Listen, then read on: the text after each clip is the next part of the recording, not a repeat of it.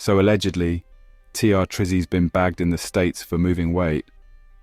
Yeah, you heard that right. Word on the street is TR Trizzy, the crypto whiz, the self-proclaimed UK rap mogul and the Snapchat flex king, has allegedly just been taken down by US authorities for moving serious weight over in America.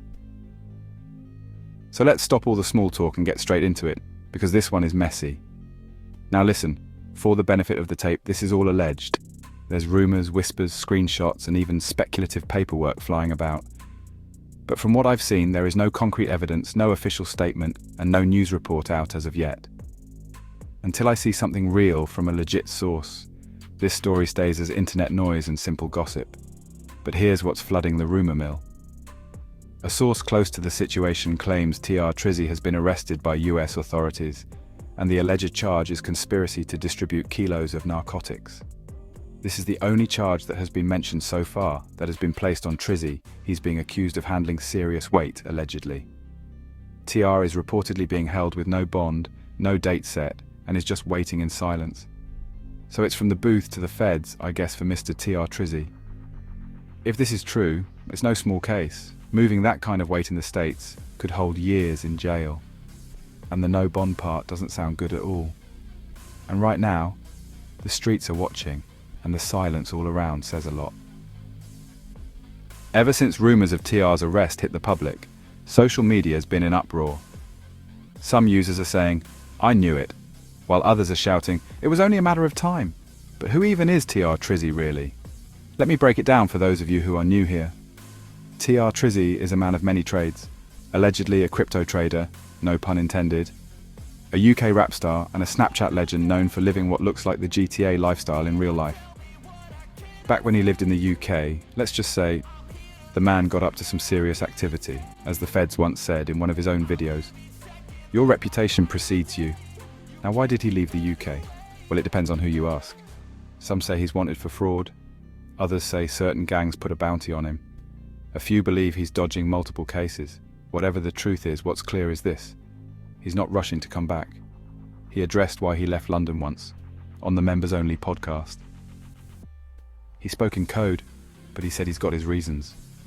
Whatever those reasons are, they've kept him moving. But here is a breakdown of why he left the UK and hasn't been back since.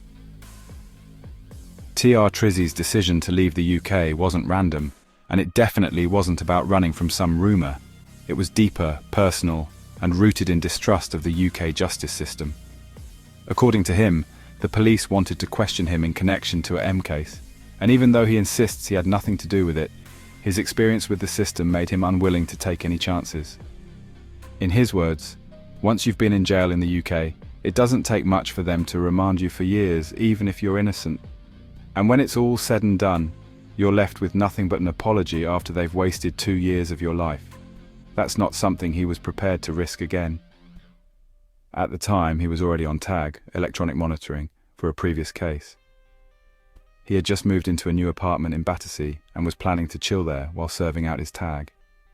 Friends would visit him regularly, including one close friend who one day left his flat and was never seen again. A few days passed and TR started hearing talks and whispers. People saying that the last place this person was seen was his flat. Naturally, the paranoia started kicking in. To take control of the situation, he temporarily left his flat and stayed somewhere else in the same area, just to feel like things were on his terms. But that didn't last long. The very next day, his neighbour, someone he calls a proper brethren, called him to say that the feds had come through his door. That was when alarm bells really started ringing. He called his lawyer to find out what was going on, and when the lawyer came back and said they wanted to question him about a M case, that was it. Even though he knew he wasn't involved, he understood how things go in the UK, how once your name's in the system, especially if you've already served time, it's easy for them to just lock you up on remand, keep you in there while they figure things out, and if you're lucky, you hear not guilty after a year or two. By then, your life's already been put on pause. His response was simple: forget that. So he bounced. First stop, Switzerland. He tried to keep low, stay informed, and figure out what was happening behind the scenes. He admits he didn't have full clarity on the situation, just rumours and stories flying around. Eventually, he made his way to hotter terrains. Still wearing the tag, still unsure of where he stood with everything. He recalls going to a party, wearing long trousers in crazy heat just to cover the tag on his leg, hoping he could deal with things from outside the UK. He wanted to explain his side, show he wasn't involved, and come back with everything sorted. But the people around him made it clear. It wasn't going to go like that. So eventually, he made the decision to cut off the tag and disappear fully. About 6 months later, he got word that he was good now. No more pressure, no active case on his name. But the fact remained that he had still cut the tag. So technically there might still be a minor legal issue if he returned, maybe a month or two inside. But as he puts it, "I'm not going from this lifestyle back to jail. That's long. That's mad." He also points out how blogs and comment sections love to paint a narrative. He'll see things like "TR can't come back to London," written by random teenagers from places like Swansea. And even though it's nonsense, people read that and run with it. He makes it clear. The real people involved, the ones who know what's actually going on, aren't the ones talking online. You'll never catch him in a comments section clearing up rumours. Unless someone says something absolutely outrageous, like accusing him of smoking budge. He's not addressing anything. His attitude is simple. Let them talk. Either way, it's calm. Now, to give you a little throwback to what life was like for Trizzy in the UK, we need to take it back to 2021. To be exact, Soho, central London. It's 3 AM in the heart of the West End. The night's supposed to be winding down, but instead, TR Trizzy's wild life catches up to him. An incident erupts as a club clash spills out onto Rupert Street. What starts as shouting quickly escalates. Tools are drawn, panic floods the air, and then the sound of bine cuts through the screams as licks are let off. 2 men, clearly trying to make a run for it, scramble for safety, but one of them has already been struck with a tool, Claret trailing behind him. In the midst of it all, a man named Richard Palmer, 39 years old, suddenly gives chase without a second thought. He reaches into his bag, pulls out a bine, and with chilling precision, lets off 2 clean bine and chalk, striking Tristan Samuels, aka TR Trizzy, square in the back. In the background, a voice cuts through the chaos, panicked and sharp. "Run!"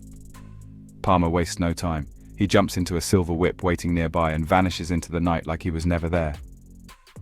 Samuels, aka Trizzy, despite being struck, somehow finds the strength to drag himself to hospital, battered, bleeding but alive. Miraculously, his brethren survives too. No one was lost. But the message was loud, violent, and very clear.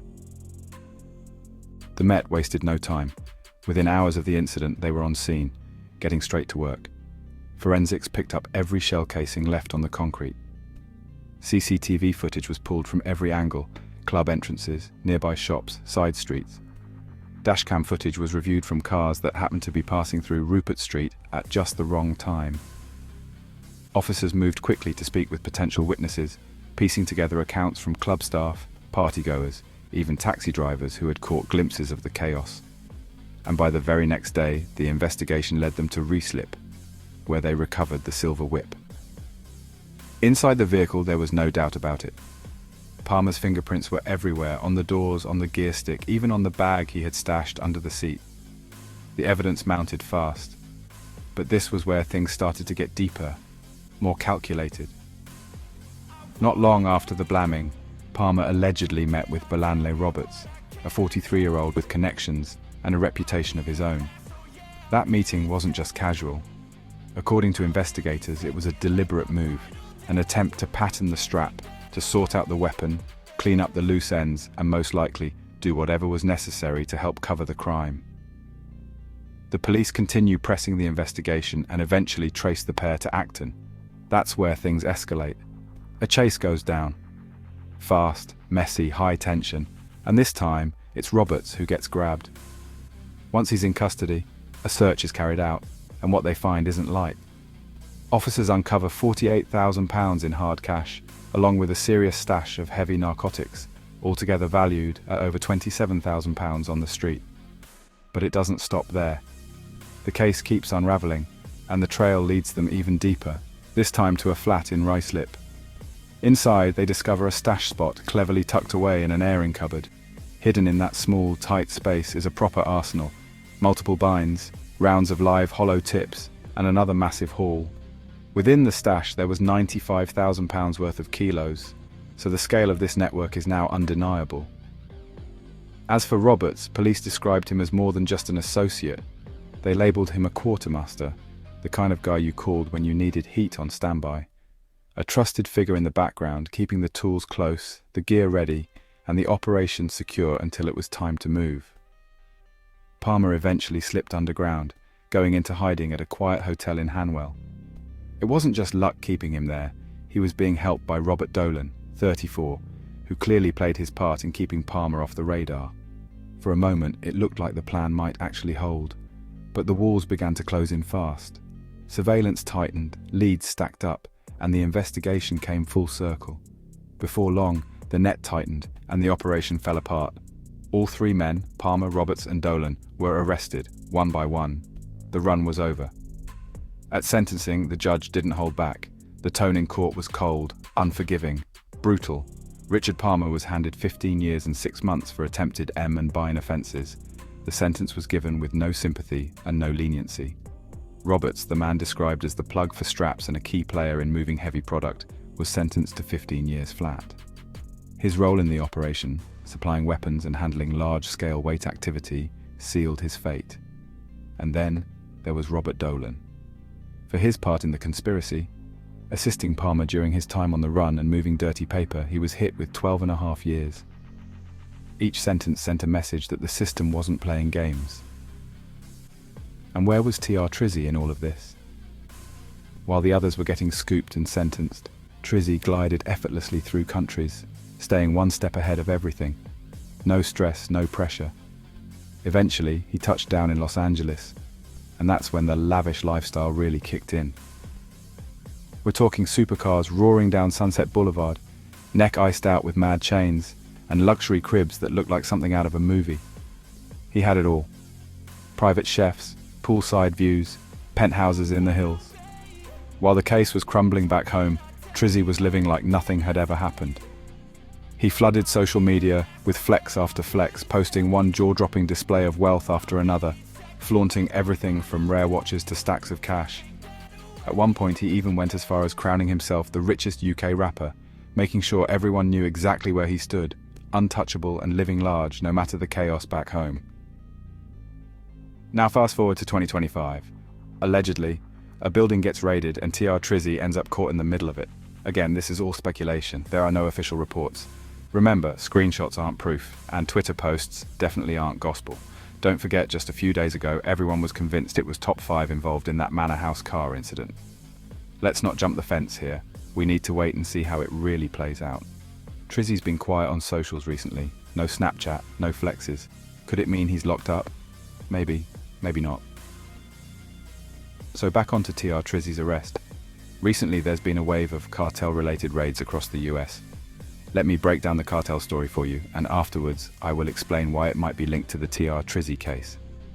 US narcotics enforcement agents recently seized over $10 million in cryptocurrency linked to Mexico's notorious Sinaloa cartel as part of a series of nationwide raids targeting massive weight shipments. Since January, these operations have confiscated thousands of kilos of narcotics and led to dozens of arrests across states like California, Texas, and Georgia. The Sinaloa cartel, widely regarded as a serious and dangerous organization, remains a major target in the ongoing fight against large-scale weight movements, with authorities hitting them hard through arrests and relentless pressure. The cartel's ruthlessness continues to shock, highlighted by recent revelations that they hired hackers to infiltrate phone data and Mexico City surveillance systems to track and target their rivals. Violence within the cartel's own factions has also escalated, with authorities discovering multiple M cases on a highway bridge amid ongoing internal battles. This crackdown comes shortly after El Chapo's son pleaded guilty to narcotics charges, underscoring the relentless focus on dismantling the cartel's vast criminal network. Now, you might be wondering why I'm even mentioning this, but the fact cryptocurrency was involved instantly made me think about TR Trizzy. Could Trizzy be caught up in that? Possibly, possibly not. One seizure alone involved over $10 million worth of crypto. We all know that TR Trizzy loved to show off his crypto online, and he apparently had millions in the stash. But it's too early to tell. Let's wait for the real info. Until then, the silence is loud. So guys, that's all I've got for you today. Another deep dive investigative documentary. It's your boy, Mr. Inconspicuous, aka David Strappingborough, and I'm out. Don't forget to like and subscribe to the channel. Help your boy out. This video is an investigative documentary. It does not intend to mock, shame, or humiliate any individuals or groups involved. No unverified claims or allegations are presented as fact. All information included has been publicly shared by third parties, media sources, or the individuals themselves. I'm not responsible for the accuracy or opinions expressed in third-party content. This video is created under fair use for commentary, analysis, and reporting, and complies with YouTube's community guidelines. This video does not seek to glorify or glamorize negative behavior, but aims to provide an educational insight into realities often overlooked or unseen by the wider public. As I always say, there's one simple rule. If you don't speak on it, I can't report on it. I hope you enjoy the video. Some things are better left unsaid. The streets have spoken.